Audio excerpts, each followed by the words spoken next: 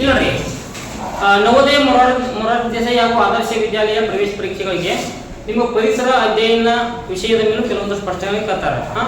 ಇಲ್ಲಿ ಪರಿಸರ ಅಧ್ಯಯನ ಅಂತ ವಿಷಯದ ಮೇಲೆ ಯಾವ ಪ್ರಶ್ನೆ ಕೇಳಿದಾರೆ ನೋಡ್ರಿ. ಇದು ಪರಿಸರ ಅಧ್ಯಯನ ಫಸ್ಟ್ ಲೆಸನ್ ಜೀವ ಪ್ರಪಂಚದಾಗ ಪ್ರಮುಖವಾಗಿರ್ತಕ್ಕಂಥ ಅಂಶಗಳನ್ನು ಚರ್ಚಿಸೋಣ. ಒಂದೇ ಕ್ವಶನ್ ರೀ, ನಮ್ಮ ಸುತ್ತಲೂ ಕಂಡುಬರುವ ಅಂಶಗಳನ್ನ ಏನೆಂದು ಕರೆಯುತ್ತಾರೆ ಅಂತ. ನಮ್ಮ ಸುತ್ತಲೂ ಕಂಡುಬರುವಂತ ಅಂಶಗಳನ್ನ ಪರಿಸರ ಎಂದು ಕರೆಯುತ್ತಾರೆ, ಅಥವಾ ನಮ್ಮ ಸುತ್ತಮುತ್ತಲಿನ ವಾತಾವರಣವನ್ನ ಏನೆಂದು ಕರೆಯುತ್ತಾರೆ ಅಂತ ನಮ್ಗ. ನಮ್ಮ ಸುತ್ತಮುತ್ತಲಿನ ವಾತಾವರಣವನ್ನ ಪರಿಸರ ಎಂದು ಕರೆಯುತ್ತಾರೆ ಅಂತ ನೀವು ಬರೀಬೇಕಾಗ್ತದ. ನಂತರ ಎರಡನೇ ಕ್ವಶನ್ ನೋಡಿ, ಜೈವಿಕ ಲಕ್ಷಣಗಳನ್ನ ಹೊಂದಿರುವ ಜೀವಿಗಳಿಗೆ ಏನೆಂದು ಕರೆಯುತ್ತಾರೆ ನೋಡ್ರಿ. ಜೈವಿಕ ಲಕ್ಷಣಗಳನ್ನ ಹೊಂದಿರುವಂತಹ ಜೀವಿಗಳಿಗೆ ಏನೆಂದು ಕರೆಯುತ್ತಾರೆ. ಜೈವಿಕ ಲಕ್ಷಣ ಅಂತಂದ್ರ ಜೀವ ಇರ್ತಕ್ಕಂಥ ವಸ್ತುಗಳು ಚಲನೆ ಮಾಡ್ತಾವ, ಚಲನೆ ಮಾಡ್ತಾವಲ್ಲ ಅವೆಲ್ಲ ಜೈವಿಕ ಲಕ್ಷಣಗಳು. ಜೈವಿಕ ಲಕ್ಷಣ ಯಾವಪ್ಪ ಅಂತಂದ್ರ ಚಲನೆ ಮಾಡ್ತಾವ, ಬೆಳವಣಿಗೆ ಆಗ್ತಾವ, ವಿಸರ್ಜನೆ ಮಾಡ್ತಾವ, ಊಟ ಮಾಡ್ತಾವ, ಉಸಿರಾಡ್ತಾವ. ಇವೆಲ್ಲ ಜೈವಿಕ ವಸ್ತುಗಳ ಲಕ್ಷಣಗಳು. ಜೈವಿಕ ವಸ್ತುಗಳ ಲಕ್ಷಣಗಳು ಅಂದ್ರ ಅವ್ರು ಏನಿದಾರು ಜೈವಿಕ ಲಕ್ಷಣಗಳನ್ನ ಹೊಂದಿರುವಂತ ಜೀವಿಗಳಿಗೆ ಏನೆಂದು ಕರೆಯುತ್ತಾರೆ ಅಂತ ಕರೀತಾರ. ಅವರ ಜೈವಿಕ ಲಕ್ಷಣಗಳನ್ನ ಹೊಂದಿರುವಂತ ಜೀವಿಗಳಿಗೆ ಸಜೀವಿಗಳನ್ನು ಕರೀತಾರ. ಎಕ್ಸಾಂಪಲ್ ಮನುಷ್ಯ, ಪ್ರಾಣಿಗಳು, ಪಕ್ಷಿಗಳು ಮತ್ತ ಗಿಡ ಮರಗಳು. ಇವೆಲ್ಲ ಏನವ ಜೈವಿಕ ಲಕ್ಷಣ ಹೊಂದಿರತಕ್ಕಂತ ಸಜೀವಿಗಳು. ಅರ್ಥ ಆಯ್ತಾ ನೋಡ್ರಿ. ಎರಡನೇ ನೋಡ್ರಿ, ಜೈವಿಕ ಲಕ್ಷಣಗಳನ್ನ ಹೊಂದಿಲ್ಲದೆ ಇರುವ ಜೀವಿಗಳು. ಜೈವಿಕ ಲಕ್ಷಣಗಳನ್ನ ಹೊಂದಿಲ್ಲದೆ ಇರುವಂತಹ ಜೀವಿಗಳಿಗೆ ಏನೆಂದು ಕರೆಯುತ್ತಾರೆ ಅಂತ ಕರೀತಾರ. ಜೈವಿಕ ಲಕ್ಷಣಗಳನ್ನು ಹೊಂದಿಲ್ಲದೆ ಇರತಕ್ಕಂಥ ಜೀವಿಗಳಿಗೆ ಏನು ಕರಿತೀವಿ ಅಂದ್ರ ನಿರ್ಜೀವಿಗಳು ಅಂತ ಕರೀತಾರೆ. ನಿರ್ಜೀವಿಗಳು ಅಂತಂದ್ರ ಆ ವಸ್ತುಗಳಿಗೆ ಜೀವ ಇರಂಗಿಲ್ಲ. ಎಕ್ಸಾಂಪಲ್ ನಿಮ್ ಡೆಸ್ಕ, ಟೇಬಲ್, ಕುರ್ಚಿ ಇವೆಲ್ಲ ಏನವ ನಿರ್ಜೀವಿಗಳು. ಈ ವಸ್ತುಗಳಿಗೆ ಜೀವ ಇರಂಗಿಲ್ಲ. ಅವು ಉಸಿರಾಡ್ತಾವನವ, ಉಸಿರಾಡಂಗಿಲ್ಲ. ನಡೆದತ್ತವನವ, ಟೇಬಲ್ ಹಚ್ಚಾರ ಇಲ್ಲ. ಅವು ಬೆಳವಣಿಗೆ ಹಾಕವನ ಆಗಂಗಿಲ್ಲ. ಅದಕ್ಕಾಗಿ ಅವಕ್ಕೆ ಏನಂತ ಕರಿತಾರಪ್ಪ ಅಂದ್ರ ನಿರ್ಜೀವಿಗಳು ಅಂತ ಕರೀತಾರ. ಈಗ ಇನ್ನು ಕ್ವಶನ್ ನಂಬರ್ 2 ನೋಡ್ರಿ. ಹುರಿಯದ ಶೇಂಗಾದಲ್ಲಿ ಸಸಿಯಾಗಲು ಬೇಕಾದ ಲಕ್ಷಣ ನೋಡ್ರಿ. ಹುರಿಯದ ಶೇಂಗಾದಲ್ಲಿ ಸಸಿಯಾಗಲು ಬೇಕಾದ ಲಕ್ಷಣ ಯಾವಪ್ಪ ಅಂತಂದ್ರ ಜೈವಿಕ ಲಕ್ಷಣವನ್ನು ಹೊಂದಿರ್ತದ. ಇದು ಶೇಂಗಾ ನೋಡ್ರಿ.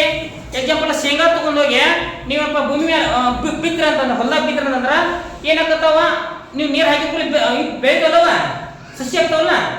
ಅದ ಶೇಂಗಾನ ಹುರಿದ ಕಾಸ ನೀವು ಹುರಿದ ಕಾಸ ಬಿತ್ತರ ಅಂದ್ರೆ ನಾಟ್ತಾವನವ, ನಾಟಂಗಿಲ್ಲ. ಯಾಕ ಅದ್ರಲ್ಲಿ ಇರ್ತಕ್ಕಂಥ ಜೈವಿಕ ಅಂಶ ನಾಶ ಆಗಿರ್ತೈತಿ, ಅದಕ್ಕಾಗಿ ನಾಟಂಗಿಲ್ಲ. ಹುರಿಯದ ಶೇಂಗಾದಲ್ಲಿ ಸಸಿಯಾಗಲು ಬೇಕಾಗಿರ್ತಕ್ಕಂಥ ಜೈವಿಕ ಲಕ್ಷಣ ಯಾವಪ್ಪ ಅಂತಂದ್ರ ಅದು ಜೈವಿಕ ಅಂಶಗಳನ್ನ ಹೊಂದಿರುತ್ತದೆ. ಅರ್ಥ ಆಯ್ತಾ?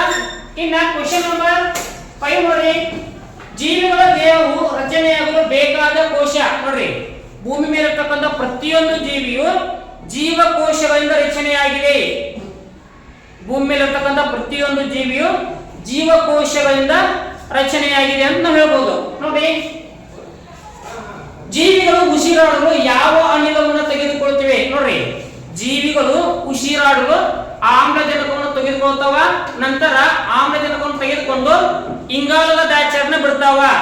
ನೆನಪಿರ್ಲಿ ನಿಮ್ಗ, ನೀವು ಎಕ್ಸಾಮ್ ಕೇಳ್ತಾರ ಜೀವಿಗಳು ಉಸಿರಾಡುವಂತ ಅನಿಲ ಯಾವುದು, ಅಥವಾ ಜೀವಿಗಳು ಉಸಿರಾಡಲು ತೆಗೆದುಕೊಳ್ಳುವಂತ ಅನಿಲ ಯಾವುದು ಅಂತ ಕೇಳ್ತಾರ.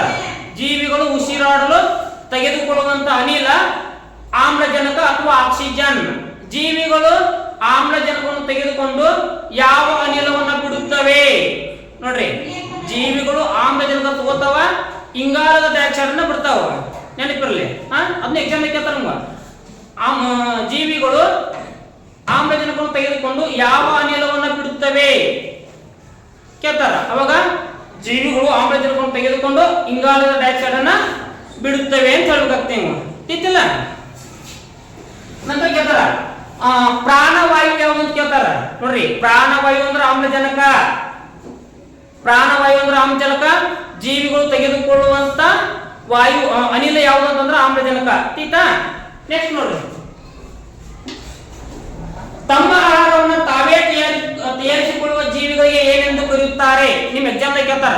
ತಮ್ಮ ಆಹಾರವನ್ನ ತಾವೇ ತಯಾರಿಸಿಕೊಳ್ಳುವ ಜೀವಿಗಳಿಗೆ ಡ್ಯಾಶ್ ಡ್ಯಾಶ್ ಎಂದು ಕರೆಯುತ್ತಾರೆ. ಏನ ತಮ್ಮ ಆಹಾರವನ್ನು ತಾವೇ ತಯಾರಿಸಿಕೊಳ್ಳುವಂತ ಜೀವಿಗಳಿಗೆ ಸ್ವಪೋಷಕಗಳನ್ನು ಕರೀತಾರೆ. ಅರ್ಥಾತ ಸ್ವಪೋಷಕಗಳು ತಮ್ಮ ಆಹಾರವನ್ನು ತಾವೇ ತಯಾರಿಸಿಕೊಳ್ಳುವಂತ ಜೀವಿಗಳಿಗೆ ಸ್ವಪೋಷಕಗಳನ್ನು ಕರೀತಾರ. ಎಕ್ಸಾಂಪಲ್ ಹಸಿರು ಸಸ್ಯಗಳು ನೋಡ್ರಿ, ಹಸಿರು ಸಸ್ಯಗಳು ತಮಗೆ ಬೇಕಾಗಿರ್ತಕ್ಕಂಥ ಆಹಾರವನ್ನು ತಾವೇ ತಯಾರಿಸ್ಕೊತಾವ. ಯಾರ ಹೋಗಿ ಆಹಾರ ಕೊಡ್ತಾರ ಅನ್ನೋದಕ್ಕ ಕೊಡಂಗಿಲ್ಲ. ಹಸಿರು ಸಸ್ಯಗಳು ತಮ್ಮ ಆಹಾರವನ್ನ ತಾವೇ ತಯಾರಿಸಿಕೊಳ್ತಾರ. ಅದಕ್ಕಾಗಿ ಹಸಿರು ಸಸ್ಯಗಳನ್ನ ನಾವೇನು ಕರಿತಪ್ಪ ಅಂತಂದ್ರ ಸ್ವಪೋಷಕಗಳು ಅಂತ ಕರಿತಾವ. ठीक ನೆಕ್ಸ್ಟ್ ನೋಡಿ, ಸಸ್ಯಗಳು ಆಹಾರ ತಯಾರಿಸಲು ಬೇಕಾದ ಪ್ರಮುಖ ಅಂಶಗಳು ನೋಡ್ರಿ.